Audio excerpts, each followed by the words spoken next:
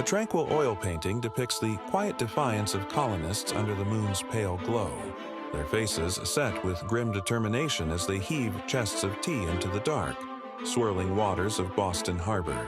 This single, iconic act, forever etched in the annals of American history, is often painted as a simple protest against attacks on tea. But the currents of rebellion ran much deeper than a mere dislike for taxed beverages, stirring a pot of long-simmering resentments that would soon boil over into revolution. The true conflict wasn't just about the price of a cup of tea.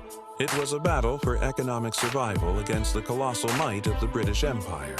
A detailed map of the era reveals a web of restrictive trade routes, a system designed to enrich Britain at the colony's expense.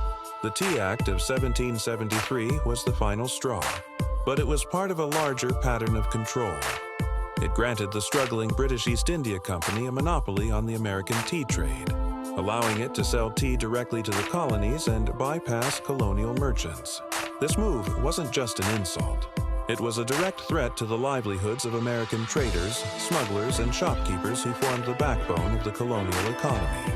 The colonists saw it as a brazen attempt by Parliament to assert its power and crush local enterprise, proving that their economic fate was not their own.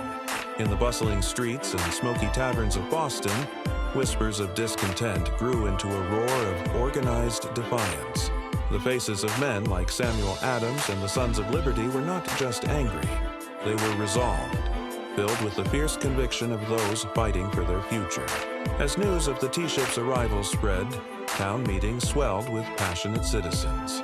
The initial protests were not a chaotic riot, but a calculated political maneuver, a powerful statement that they would not be governed by a distant power that disregarded their rights and economic interests. When Governor Thomas Hutchinson refused to send the ships back to England, the colonists' resolve hardened. The act of destroying the tea was a deliberate, symbolic strike against corporate bailouts and parliamentary overreach. This bold act of defiance has echoed through the centuries, its legacy imprinted on the very fabric of American identity. The image of the Boston Tea Party seamlessly transitions to scenes of modern-day protests, where citizens gather with signs and unified voices, challenging policies they deem unjust.